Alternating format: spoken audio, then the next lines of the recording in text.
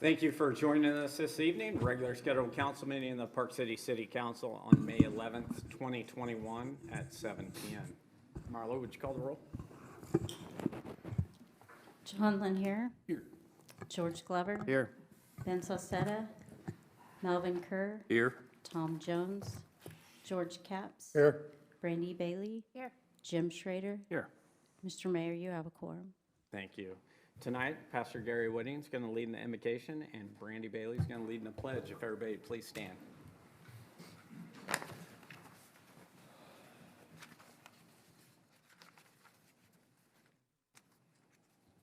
Heavenly Father, we thank you for the opportunity to gather together in a land of freedom, a land of liberty where we have the ability to exercise voice and decision, and that the body of the people has the opportunity to speak.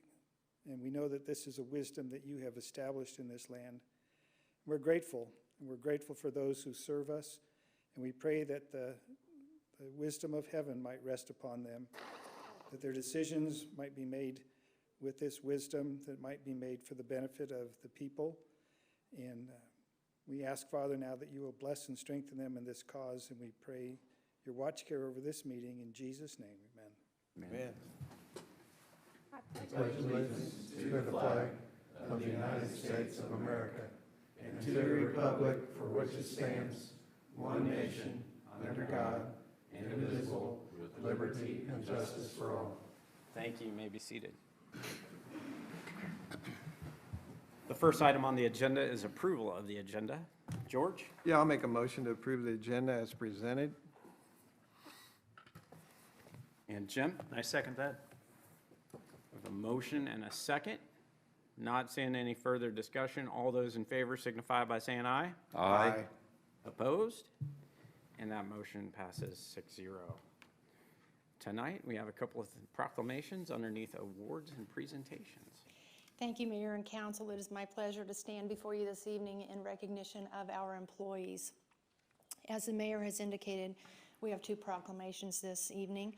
The first is for National Police Week, which is May 9th through the 15th, and National Peace Officers Memorial Day. Whereas the United States Congress and President of the United States have designated May 15th, 2021 as National Peace Officers Memorial Day and the week in which it falls as Police Week. And whereas the members of the Park City Police Department play an essential role in safeguarding the rights and freedoms of its citizens. And whereas it is important that all citizens know and understand the problems, duties, and responsibilities of their police department, and that members of our police department recognize their duty to serve the people by safeguarding life and property, by protecting against violence or disorder, and by protecting the innocent against deception and the weak against oppression or intimidation. And whereas the Park City Police Department has grown to be a modern and progressive law enforcement agency which unceasingly provides a vital public service.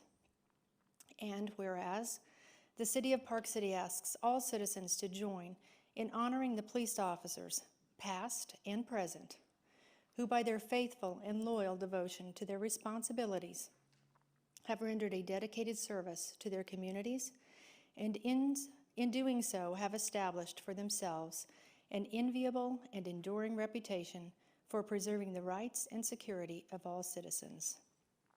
Now therefore, the Mayor and City Council of the City of Park City do hereby proclaim the week of May 9th through the 15th, 2021, as Police Week, and urge all citizens of Park City to observe Saturday, May 15th, 2021, as Peace Officers Memorial Day, in honor of those peace officers who, through their courageous deeds, have lost their lives or have become disabled in the performance of duty. Thank you, Dana. And next, we are honoring our public works professionals. National Public Works Week is May 16th through the 23rd of 2021, and the theme this year is Stronger Together. Whereas public works professionals focus on infrastructure, facilities, and services that are of vital importance to to sustainable and resilient communities, and to the public health, high quality of life, and well-being of the people of the City of Park City. And whereas these infrastructure, facilities, and services could not be provided without the dedicated efforts of public works professionals who are engineers, managers, and employees at all levels of government and of the private sector who are responsible for rebuilding, improving, and protecting our nation's transportation, water supply, water treatment, and solid waste systems, public buildings, and other structures and facilities that are essential for our citizens. I need a breath here. They do a lot, so, and whereas it is in the public interest for the citizens, civic leaders, and children of the City of Park City to gain knowledge of and to maintain an ongoing interest and understanding of the importance of public works and public works programs in their respective communities. And whereas the year 2021 marks the 61st Annual National Public Works Week, sponsored by the American Public Works Association. Now, therefore, the Mayor and the City Council of Park City does hereby proclaim the week of May 16th through the 22nd, 2021, as National Public Works Week, and we urge all citizens to pay tribute to our public works professionals, engineers, managers, and our great employees, and to recognize the substantial contributions they make to protecting our national health, safety, and quality of life. Thank you, Dan. And I would like to follow that with a really strong example of how dedicated our employees actually are.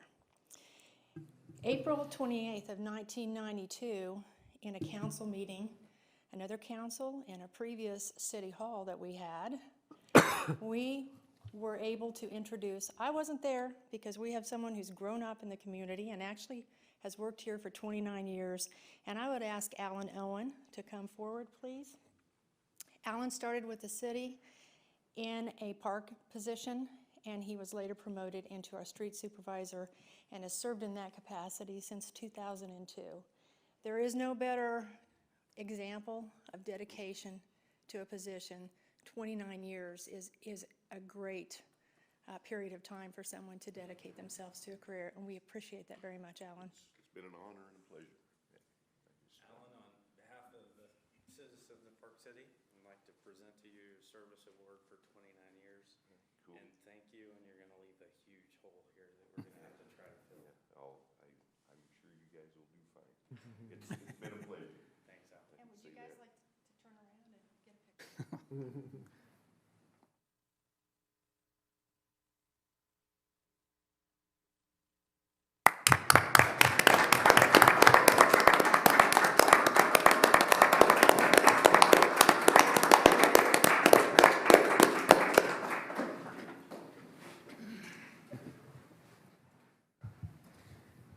I would accept a motion from the council for both proclamations.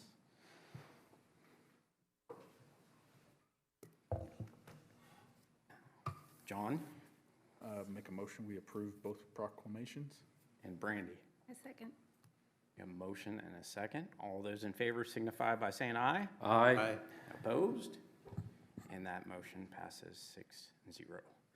Thank you very much, Alan, for all your work, and it's a privilege. I got to see the letter that you had from your first council meeting. That was pretty awesome to see and read through. I can't believe I found that. Something from a week ago, I probably couldn't find. I sure have appreciated it, ladies and gentlemen, and I'm going to. Thank you, Alan. sir. We're gonna miss you, Alan. George, I'll miss you guys too. It's been an adventure. It has. All right, thank you again. Thank you. That brings, we don't have anybody signed up for a public forum this evening, so we'll move on to staff reports, and we'll hear from our city administrator. Sean? Yes, sir. Good evening, Mayor and Council. That's pretty awesome. Alan, great job. Just a couple items to update council on tonight. The big news this week is Sedgwick County Commissioners met on May 5th and approved to pay 1/3 of the local match for the 77th Street project. We all know that they had committed to partnering with us and Valley Center much earlier, but it was actually this past Wednesday that they actually voted to support, with nearly $507,000 for in-kind construction inspection services throughout the project, as well as just over $429,000 in cost reimbursement contributions. I'd like to offer a very special thanks to Commissioner Lacey Cruz for her commitment and support of Park City in this project. Next up, we have the BMX track. We know that we approved those expenditures a couple months ago, and we're waiting on warmer weather. We finally have gotten to that point. They're expected to start getting started on that next week, and it should only take about 2 to 3 days to make all the improvements for the BMX park. Shortly thereafter will be the pickleball courts there. So, 2 announcements on the calendar. First is Park City Serve Day. It's on May 22nd from 9 a.m. to 1 p.m. The Serve Day is put on by the Community Relations Board in partnership with a huge support from New Anthem Church. If there is anyone out there who would either like to volunteer to work that day or recommend a particular project, they can call Sherry Buznetz at 799-2799. And then finally, the last announcement is the Park City-wide Spring Garage Sale is Saturday, June 5th. That's it, Mayor. Thank you, Sean. Does anybody have any questions for Sean? Not seeing any. That brings us to the consent agenda. Is there a motion? Brandy? Make a motion to approve the consent agenda as presented. And John? Second. We have a motion and a second. All those in favor signify by saying aye. Aye. Opposed? And that motion passes 6-0. That brings us to new business, item 6, which is discuss and consider approving of a capital improvement plan for 2017-2021. Sean? Yes, sir. It seems a little bit strange that we're approving a capital improvement plan for 2017 through 2021, but there is some thought behind this. A capital improvement plan, or CIP, is a short-range plan, usually 4 to 10 years, which identifies capital projects and equipment purchases, provides a planning schedule, and it identifies options for financing the plan. It provides a link between the city's comprehensive plan and its annual budget. In its most basic form, it contains all the individual capital projects, equipment purchases, and major studies for the city, in conjunction with construction and completion schedules, and in consort with the financing plans. A CIP, as we refer to it, usually consists of 2 parts, a capital budget and a capital program. The budget is the city's upcoming year's spending plan for the capital items, and the capital program is the plan for the capital expenditures in the out years.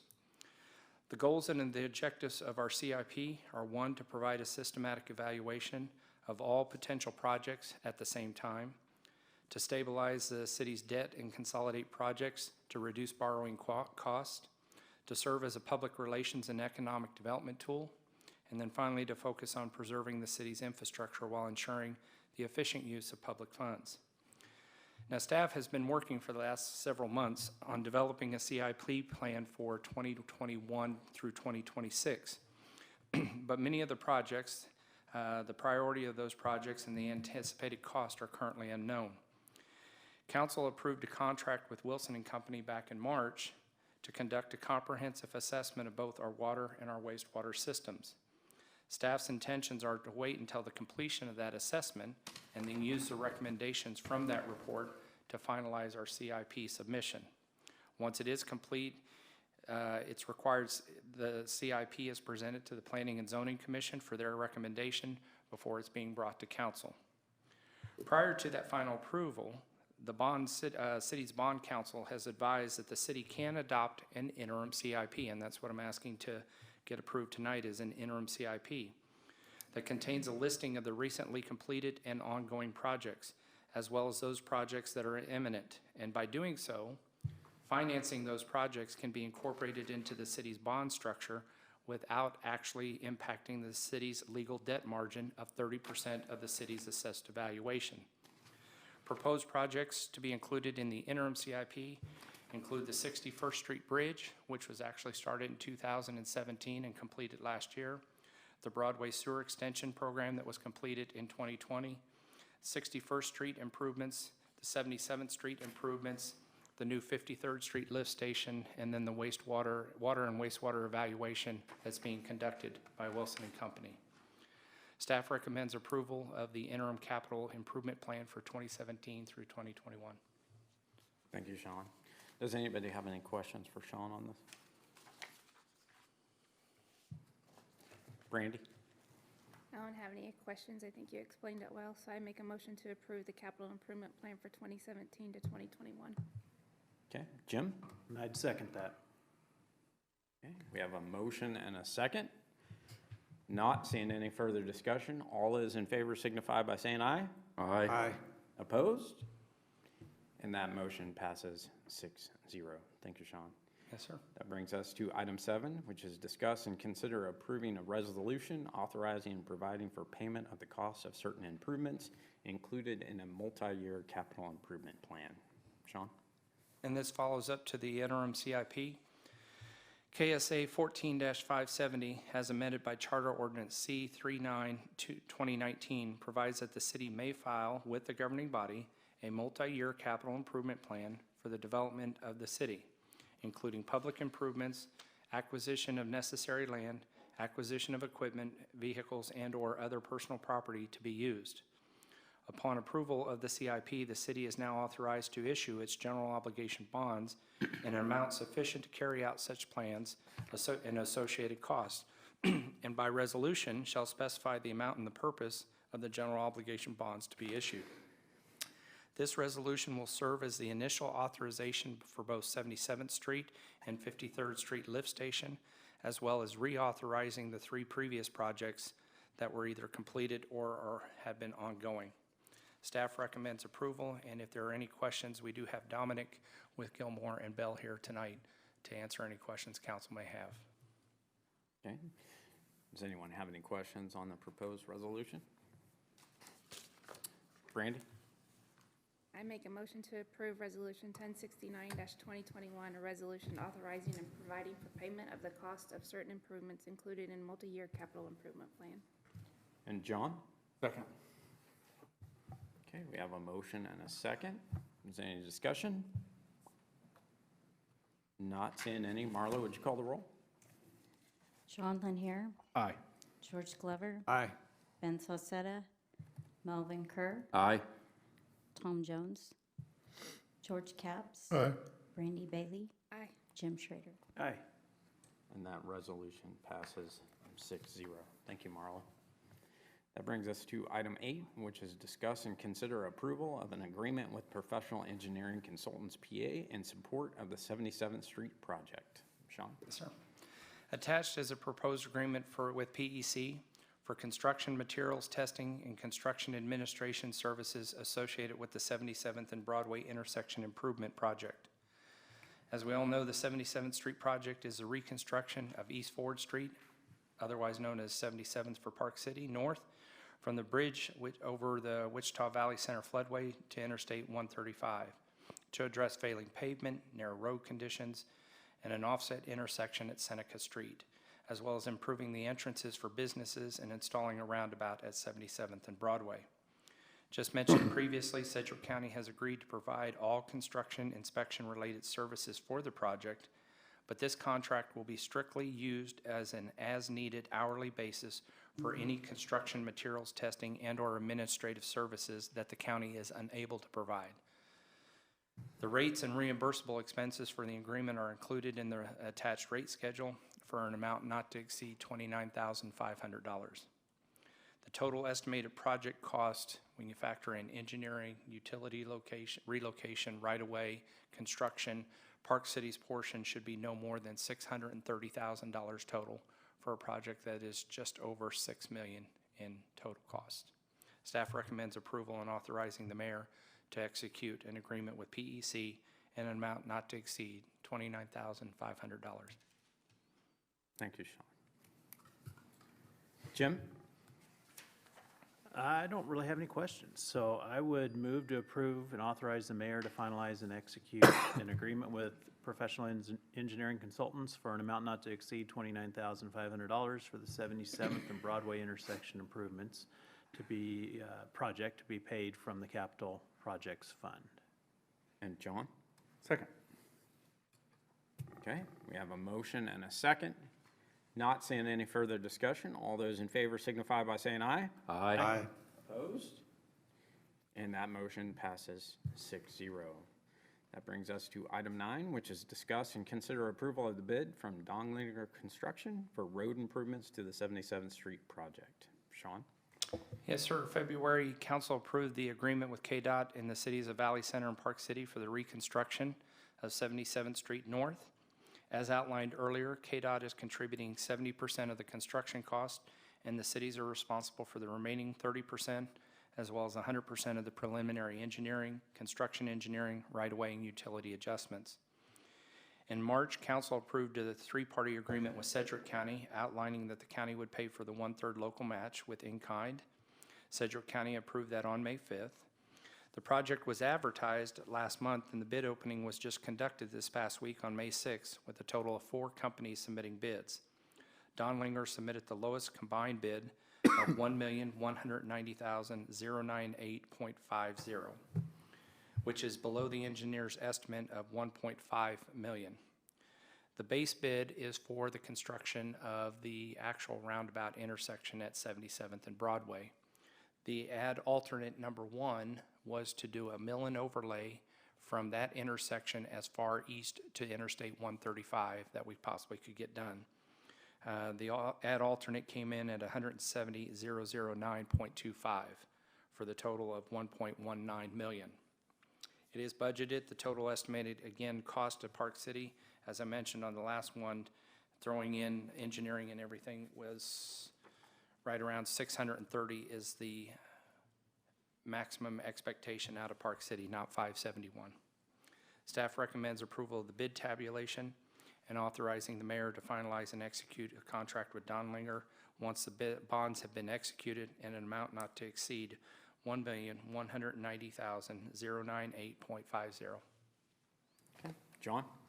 I'll make a motion to approve the bid tabulation and authorize the mayor to finalize and execute a contract with Donlinger Construction in the amount not to exceed $1,190,098.50 for the 77th Street project road improvements to be paid out of the Capital Projects Fund. Brandy? Second. I just want to say it's pretty exciting, considering when we first sat down and started talking about just the 61st and Broadway project, and then how we wanted to move on to 77th and hopefully still get 85th done. And you would think when you have 3 different governments working together, government entities, that it might slow down, but the hard work of our administrator, Valley Center, and Sedgwick County, we've been able to put this project together and actually front-load it in front of what we started with 61st and Broadway. So that's pretty exciting. And I think we're going to, just the turnaround on this project is going to be pretty impressive. It's going to be a very quick 4.5 months. Yes, it is. So, obviously, we have a lot more we have to deal with acquisition of land around our project, which slowed that down. But usually when you think about multiple groups working together, that typically it goes slower, and that was not the case. We all worked well together. So we have a motion and a second. Not seeing any further discussion. All those in favor signify by saying aye. Aye. Opposed? And that motion passes 6-0. Thank you again, Sean. Sir.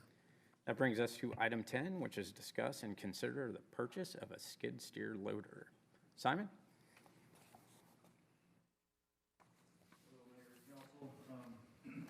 So Public Works is struggling to utilize the currently owned,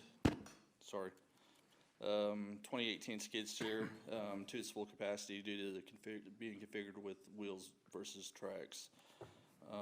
Last year we purchased mountable steel tracks for the wheels to maintain the dedicated ditches, but the tracks failed shortly thereafter. Staff is proposing to trade in our existing skid steer and purchase a new skid loader with rubber tracks, which will allow us to better maintain the drainage structures. Additionally, we'll be purchasing additional attachments in the future to increase the capacities of the skid steer. So we're requesting the approval to purchase the CAT 299 D3 XP S2C rubber track skid steer loader with a trade-in on our Bobcat rubber tired skid loader for $43,741.68 from Foley Equipment. As far as the fiscal impact goes, the city sold 2 Ford tractors with side-mounted mowers in February and is budgeted to replace the 2 tractors with 1 tractor with a mower. Our recommendation is to forego the purchase of the new tractor and mower to pay for the skid loader. This purchase will be utilized using the Special Street and Highway Fund. Thank you. Does anybody have any questions for Simon? John? How long, I mean, I don't know if this is probably hours or what, what's the expectancy of when we would have to replace this next? I would guess the life expectancy would probably be 10 years or more. So the one we have right now, I guess you said you put tracks on it last year and they failed, but how old is that one? That one's a 2018 model. The reason those failed, there's still tracks that go over the tires. And when we're hitting those angles and stuff in the ditches, it just couldn't handle it, and it snapped the tracks actually right off the bat. So how much trade-in are we getting for that one? $30,000. Remember about what we paid for that one? I don't know. I have like 58 in my head, but don't hold me to that. Thank you. George? Does that mean we're gonna be short, or you're gonna be short 2 mowers? No, we still have tractors with brush hogs that were mounted. What we're looking at doing in the near future is actually proposing bringing to you about a boom mower that mounts on the front of that skid steer that we could get down the ditches and actually mow with the boom. It'll actually reach out and mow. Just to be plain, you've got rid of 2 mowers? Yes, sir. 2 side mount mower tractors with side mount mowers. Okay, thank you. Okay. Does anybody else have any questions? John? I'll make a motion to approve the purchase of a CAT 299D 3XP S2C rubber tracked skid steer loader from Foley Equipment and also trade in the Bobcat skid steer loader and a payment of $43,741.68 to be paid out of Special Streets and Highway. Jim? I'd second that. All right, we have a motion and a second. Not seeing any further discussion. All those in favor signify by saying aye. Aye. Opposed? And that motion passes 6-0. Thank you. Thanks, Simon. That brings us to item 11, which is discuss and consider the repair to the 61st Street and I-135 intersection traffic signal lights. Exciting topic here. So back in September of 2020, the signal light at the intersection of 61st Street and I-135 was hit by a vehicle. The damage caused signal lights to go into a fault mode where the signal lights, the changes were switched to timing versus the actual need of the traveling traffic. Staff is requesting the approval to purchase a video detector rack, 6 cameras, 3 processors, and the installation from Gade Sales Equipment Incorporated for the total sum of $17,110. This will repair the signals to operate and change via the traffic demand versus the timing in the fault mode, which will create a more efficient and safer traffic movement. This is to be paid out of the Special Street and Highway Fund. John? So this doesn't replace the actual traffic lights? No, sir. It adds basically sensor cameras, basically? Correct. Okay. I'll make a motion because I'm totally frustrated with this intersection for a long time, so I'm glad to see us have it on here. So I make a motion to approve the quote from its Grades Sales Company Incorporated in the amount of $17,110 for the repair of the traffic signal lights at the intersection of 61st and I-135 to be paid out of Special Street and Highway Fund. Jim? Second for discussion. Go right ahead. Just how is the traffic backing up to the, sorry, I'm losing the side street by Quick Trip, that light? Jacksonville. Does something need to be done with that light too? I'm like John, I've So heard what this people will kind of do, this grumble will about this correct all those intersection. timing issues as the traffic comes up. Actually, that traffic light at Quick Trip, does that operate off the same system? Do you know? Yeah.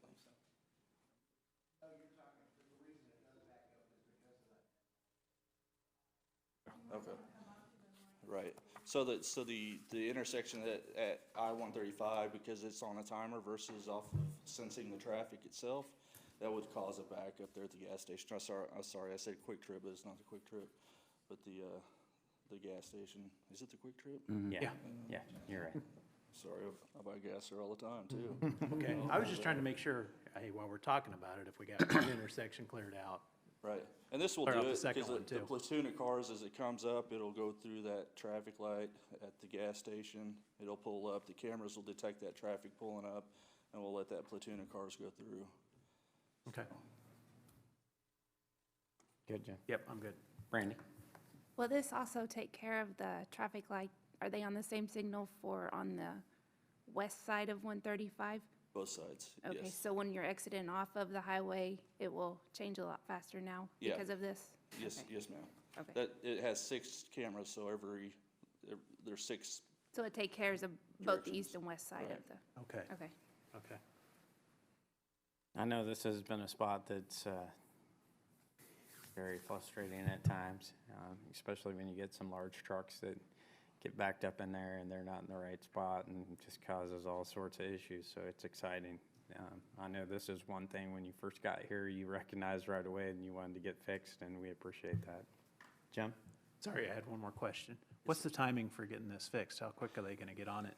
I'm sorry, I don't really have the answer for that. We're gonna try to push it through as fast as we can and get them here as fast as possible. Okay, I assume within 30 days, but, we'll just have to see what their schedule looks like. okay. Just, Sean, when you get that information, can you pump it out in an email? Because I know we're all excited about seeing Yeah. that. Yes, sir. It's good news. All right. We have a motion and a second. Not seeing any further discussion. All those in favor signify by saying aye. Aye. Opposed? And that motion passes 6-0. Thank you very much, Simon. Thank you. That brings us to item 12, which is discuss and consider approving the purchase of a replacement police vehicle and related vehicle equipment. Chief Boston?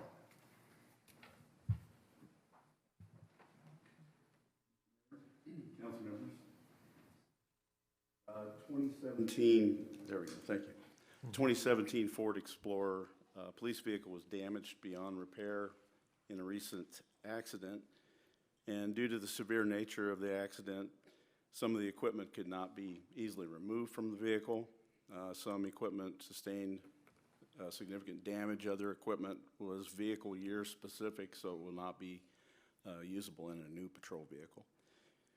EMC Insurance, our insurance company, has agreed to pay 100% of the replacement cost for the vehicle equipment and the installation. EMC's also agreed to pay the cost of a replacement vehicle, less the depreciation on the old vehicle. The difference between the settlement that we received from EMC Insurance minus the $1,000 deductible and the cost of the replacement vehicle, the equipment, and the installation is $13,632.55. Since the city has already received the settlement from EMC Insurance, the city will need to pay the full cost for the vehicle plus the related equipment for a total of $50,843.50. We have obtained the following quotes, which are in the chart there on your agenda packet. In addition to that, had some information that was given to us about the REAP, or the Regional Economic Area Partnership, that they have a purchasing cooperative program. We hadn't used that to try to price a vehicle, so we did get a quote from them. It was significantly more, and we made sure that the equipment was all quoted exactly the same. In fact, it was $3,331 more through the REAP. So the quote that we obtained for Shawnee Mission Ford was the state of Kansas contract price, and for this reason, we didn't obtain any other bid except for the one from REAP. 2021 Ford Explorers are generally unavailable at dealers at this time, and it's too late to order them, but Shawnee Mission Ford's already had this vehicle on order, and they were willing to hold it for us, but with no obligation on our part, just with the understanding that we were bringing this forward to the council for discussion this evening.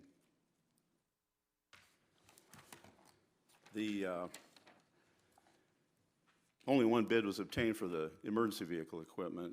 That's from the supplier that we normally use, which is Superior Emergency Response Vehicles, or they go by SERV, which is located in Andover. There is another upfitter in the Wichita area. We have obtained quotes from them in the past.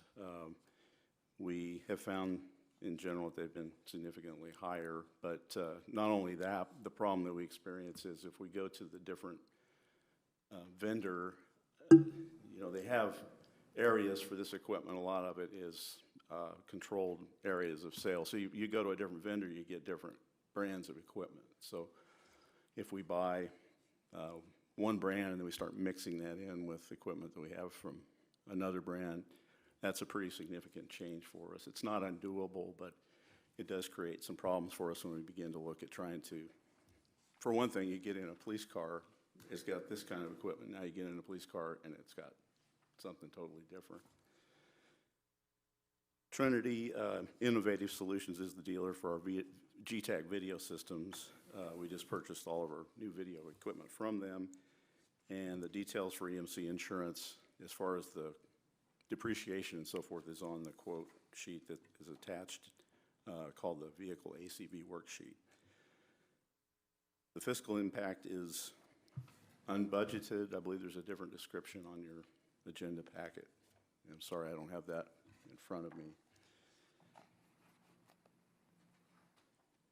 Staff recommends approval of the expenditure of $50,843.50 for a 2021 Ford Explorer SUV from Shawnee Mission Ford and the related equipment and installation as quoted in this memo and the attachments. All right, thanks, Chief. Does anybody have any questions for the Chief? Melvin? Did you look into buying another truck instead of this, or why? We have looked at possibility of doing that. In fact, we're considering that for the replacement vehicles for this year. We're having discussions about that. Okay. We want to kind of stay with the same type of vehicle. Since this is a replacement, Sure. It made things a little bit easier as far as the apples-to-apples quote. I was just curious how it was working out. Well, I'll make a motion to approve the $50,843.50 for the 2021 Ford Explorer SUV from Shawnee Mission Ford for the related equipment and installation of the quoted to be paid out of the General Fund Police Department. And John? Second. Just to follow up a little bit from Melvin, but the two F-150s that we have, they're 2021s, correct? Or are they 2020s? I believe they're 2021, sir. That's what I was thinking. And then, so we don't have a 2021 Explorer because we went with the pickups last time. So That's correct. That's what I was thinking. All right. We have a motion and a second. Not seeing any further discussion. All those in favor signify by saying aye. Aye. Aye. Opposed? And that motion passes 6-0. Thank you, Chief. Thank you, Mr. Mayor. That brings us to governing body remarks, and we'll start with Jim. I don't have anything to comment on tonight. Brandy? I just want to mention, like Sean had said earlier, Serve Day is May 22nd, starting at 9 a.m., and we are looking for more volunteers to help out. So if anyone's interested, if you show up here at City Hall at 9 a.m., then we'll put you to work. And then also 4th of July, we are planning on having 4th of July this year, and we are going to do it on the Sunday. So we will have the parade and all the events in the park and then fireworks that evening. So mark your calendars and get ready to have some fun. All right. George? I might, you guys might already be working on this, I don't know. But today I was down at, on 53rd Street at 135. And I've noticed that at Echo Hills Drive and I-135 and 53rd Street, there's getting to be a big backup. People trying to get out of Echo Hills and people trying to get off the interstate. And I think somewhere in the future, we're going to have to put some traffic lights down there. And I didn't know if he's working on it or not, but I observed that there's a problem there.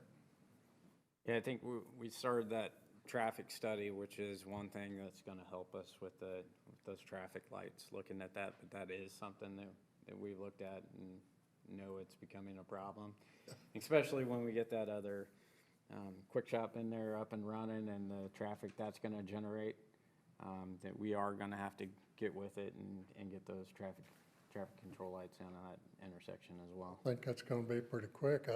I've noticed it, they're really coming along with that quick shop. Yeah, they're not messing around. It's a good thing. Thanks, George. Melvin? I don't have anything. George? Yeah, I'd like to thank all of our police and our public works folks that we work with in that proclamation. I just want to thank you for all you do for the citizens and for us in the council. Thank you. Thank you, George. John? I don't have anything. I don't. I'd make a motion to adjourn. All right, is there a second? Jim? Second. All right, we have a motion and a second. Not seeing any further discussion. All those in favor signify by saying aye. Aye. Opposed? And that motion passes 6-0. Thank you, everybody. Good evening. I'm tired. I'm like, man, aren't you? You're like, I used to.